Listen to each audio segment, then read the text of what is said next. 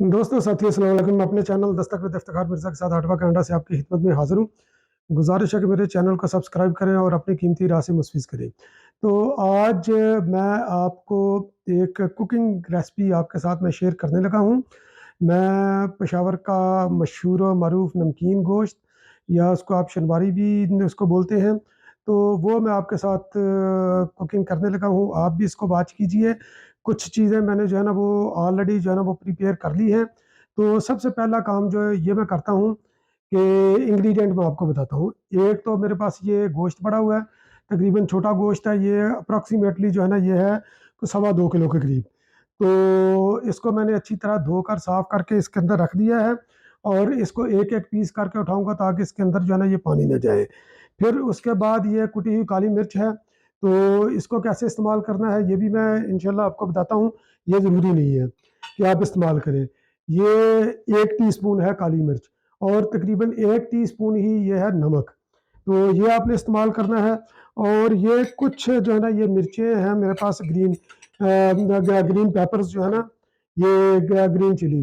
तो ये तकरीबन कोई 8-10 होंगी, अपने टेस्ट के मुताबिक आप इसको कम भी कर सकते हैं, ज़्यादा भी कर सकते हैं। और ये गार्लिक पेस्ट है, गार्लिक पेस्ट तकरीबन मैंने लिया 2 खाने के चमचे। और हम कनाडा में बैठे हुए हैं, कोशिश करते हैं कि पाकिस्तान की प्रोडक्ट को हम जो है ना ये प्रमोट करें। तो ये मिचल की है मेरे पास। तो ये मैंने स्टोर से खरीदी थी गार्लिक और उसका जिंजर पेस्ट। तो 2 टीस्पून 2 हैं खाने के चमचे। तो हांडी की भी आती है, वो भी अच्छी क्वालिटी की होती है। और ये मेरे पास तकरीबन कोई आधा पाव के करीब जो है ना ये टमाटर हैं। ये मैंने 4 पीस कर कर रखे हैं। आप इसको मुख्तलिफ तरीके से पीस कर सकते हैं इसके। तो इसका क्या करना है ये भी मैं आगे चलकर आपको बताता हूँ। और आप ये सोच रहे होंगे, जो आठवा के दोस्त मुझे जानते हैं या वैसे भी दुनिया के मुख्तलिफ कोनों में बैठे हुए जानते हैं, वो समझते हैं कि यार ये बंदा तो है रियल एस्टेट एजेंट, तो ये काम क्या कर रहा है। मगर ये कि कुछ ये कुकिंग मेरा शौक है, तो टाइम टू टाइम मैं कुछ ना कुछ कुकिंग करता रहता हूँ, रेसिपी मैं शेयर नहीं करता। ये मेरी कंपनी का कप है रीमैक्स। तो हो सकता है कि ये आपको पता नहीं शायद उल्टा नज़र आ रहा है या सीधा नज़र आ रहा है, क्योंकि मैंने ये वीडियो में रिकॉर्ड कर रहा हूँ, तो वीडियो रिकॉर्डिंग के अंदर जो है ना ये फ्लिप हो जाती है। अदरवाइज़ ये मेरी रियल एस्टेट की कंपनी है रीमैक्स।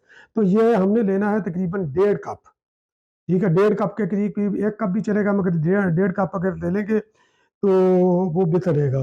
तो ये मेरे पास गैस का स्टोव है, इधर हमने लिया हुआ है। तो स्टोव हमारे पास है बोश का। तो ये उसका हाई फ्लेम वाला ये चूल्हा है। तो हाई फ्लेम वाला चूल्हा मैं इसका ऑन करता हूँ। ये डबल बर्नर होता है इसका। ठीक है, ये आपको नज़र आ रहा है कि ये इस वक़्त ये फ्लेम अप हो गया। तो इसके ऊपर मैंने ये रख दिया कढ़ाई। तो इसको मैं तकरीबन मैं गर्म करूँगा, फुल हीट के ऊपर मैं रखूँगा।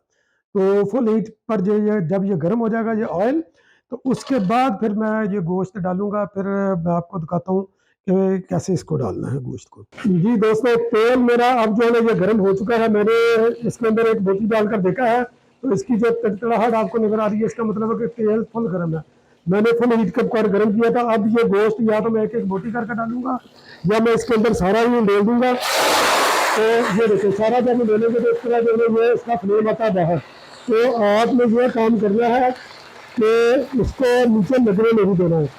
ठीक है, और इसको आस्ता आस्ता जो है इसको हिलाते जाए ताकि ये नीचे ना लगे। ठीक है, तो इस तरह जो है ये आपका ये चलता रहेगा काम, और बड़ा जेंटली आपने इसको साथ साथ हिलाते जाना है। और इसके अंदर फिर आ जाएगी थोड़ी सी ब्राउननेस। तो साथ ही आप ये करें कि ये जो मैंने लिया था गार्लिक, तो ये गार्लिक भी आप इसके अंदर डाल दें। ये 2 टेबल स्पून है गार्लिक। और टमाटर है, टमाटर भी जो है ना आप इसके अंदर साथ ही डाल दें। तो इसको छोड़ दें भूनने के लिए। तो नमक अभी आपने इसके अंदर डालना नहीं है। आप बस इसको इस तरह जो है ना ये भूनते रहे। तकरीबन मेरा है कि 5-7 मिनट इसको भूनेंगे तो इसकी जो है ना ये शक्ल डिफरेंट हो जाएगी। फिर उसके बाद आप इसको प्रेशर भी लगा सकते हैं और ऐसे भी इसको जो है ना ये आप छोड़ सकते हैं। मगर अगर आपने मीट के अंदर इसके अंदर डाला हुआ है तो जल्दी गल जाएगा। अदरवाइज जो है ना ये आपको बेहतर यही कि तकरीबन को 10-15 मिनट प्रेशर के अंदर लगाकर फिर इसको वापस इसी कढ़ाई में मैं डाल दूंगा। और फिर जब इसकी प्रिपरेशन के करीब में पहुंचूंगा तो मैं वो भी आपके साथ में शेयर करता हूँ। जी दोस्तों, अब मुझे तकरीबन इसको भूनते हुए तकरीबन को 5-7 मिनट हो गए हैं। तो गोश्त में अपना कलर जो है ना ये चेंज कर दिया। अब इसके अंदर ये देखिए, ये पाकिस्तान से मैंने ये गिलास भी पाकिस्तान से बाई किया था, लेकर आए थे। तो तकरीबन ये 1.5 कप पानी है, जो ऑयल वाला था तकरीबन ऑयल जितना ही जो है आपने पानी डालना, तकरीबन 1.5 कप का करीब पानी। आप इसको कम या ज़्यादा भी कर सकते हैं, और अगर आपकी ज़रूरत है तो, क्योंकि गोश्त अगर ये छोटे जानवर का है जल्दी गलेगा, अगर थोड़ा सा बड़े जानवर का है तो पानी इसके अंदर जो है ना ये हमें थोड़ा सा ज़्यादा डालना पड़ेगा। क्योंकि मेरे पास ये कुर्बानी का गोश्त था, और तकरीबन कोई मीडियम साइज़ का अप्रॉक्सीमेटली कोई 17 किलो के करीब करीब इसका गोश्त होगा, तो बकरे का। तो ये मेरे पास था छतरा, जिसको हम पाकिस्तान में बोलते हैं। तो अब इसको मैं तेज़ हीट पर जो है ना ये चलता छोड़ देता हूँ। तो जब ये पानी थोड़ा सा खुश्क होगा तो थोड़ी सी बुनाई करके फिर इसको मैं डाल दूंगा प्रेशर कुकर के अंदर। ये मेरे पास पड़ा हुआ है, तो तकरीबन 10 मिनट के करीब जो है ना ये मैं यहाँ पर प्रेपरेशन करूँगा। फिर उसके बाद इसको कढ़ाई में डालकर, तो इसकी फाइनल प्रेपरेशन ये मिर्चें वगैरह डालकर, नमक वगैरह डालकर, तो फिर ये रेडी हो जाएगा। तो फिर मैं आपके साथ में वीडियो शेयर करूँगा। ये मैंने अब तकरीबन इसको कोई 10 मिनट के करीब जो है ना ये मैंने प्रेशर कुकर के अंदर इस गोश्त को गलाया है। जब विसलिंग के बाद, जब इसकी पहली विसल हुई थी, उसके बाद तकरीबन को 10 मिनट मैंने टाइम दिया है, और ये गोश्त तकरीबन जो है ना ये गल चुका है, और पानी इसके अंदर आप इसकी बबल भी सुन रहे हैं। तो अब ये टाइम है कि मैं इसके ऊपर जो है ना ये नमक डाल दूंगा। ये नमक तकरीबन जो है ना ये मेरा ख्याल है कि तकरीबन कोई 1.5-2 टीस्पून सा अप्रॉक्सीमेटली। तो ये मैं इसके ऊपर हल्का हल्का मैं छिड़क रहा हूँ। तो छिड़कने के बाद मैं ये करूँगा इसको कि मैं हिलाऊंगा इसको अच्छे तरीके से, ताकि ये नमक भी इसके अंदर मिक्स हो जाए। और जब ये नमक इसके अंदर ये मिक्स होगा तो ये फिर अंदर तक ये चला जाएगा। और एक चीज़ और आपने याद रखनी है कि टमाटर, क्योंकि टमाटर हमने पील करके नहीं डाले थे, उसके छिलके से के ऊपर थे। तो जब ये टमाटर गल जाए तो आप ये कर सकते हैं कि आप छिलके किसी फोर्क के साथ या वैसे ही ये इसके ऊपर रखकर, तो हाथ से भी आप जो है ना उठाकर छिलके टमाटर के साइड पर रख सकते हैं। क्योंकि खाने में ज़रा थोड़ा सा ना कुछ लोग इसको पसंद नहीं करते, क्योंकि ये गलते नहीं है। टमाटर का गूदा तो गल जाता है, तो मगर ये नहीं गलते। तो अभी थोड़ी देर बाद मैं इसके अंदर डाल दूंगा ये हरी मिर्च, तो जो कि मैंने काट कर रखी हुई थी। तकरीबन मैंने 2 पीस छोटी, चूँकि मेरे पास ये मिर्च थी, तो ये मैंने इस तरह इसको दो हिस्सों में ये मैंने काटा है। ठीक है, ये मिर्च को, तो ये 2 हिस्सों में मैंने मिर्च काटी है, और इसके अंदर जो है ना ये डाल दूंगा। मेरे पास तकरीबन को 8-10 मिर्चें हैं, तो ताकि मिर्चों हल्का सा मिर्चें जो है ना ये गलेंगी, ये कच्ची भी नहीं रहेगी, और इसके अंदर मिक्स भी नहीं होंगी। तो इसलिए इसको कोशिश करते हैं मिर्चों को एंड पर डालें।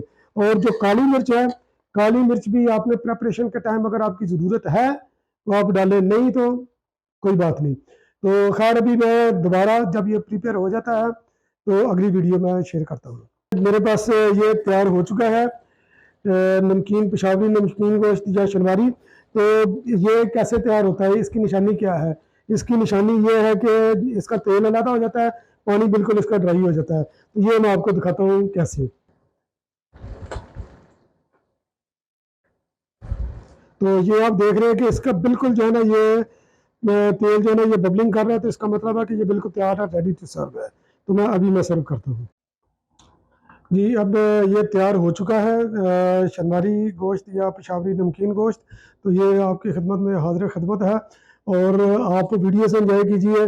जो मेरे इर्द गिर्द लोग हैं तो वो इसको रियल में एंजॉय करेंगे। तो रेसिपी जो है ना ये मैं आपके साथ मैं शेयर कर देता हूँ। इसको टेक्स्ट में भी मेरे प्रोड्यूसर साहब अटैच कर देंगे रेसिपी को। बहुत बहुत शुक्रिया। तो देखते रहिए कुकिंग विद रियलिटर।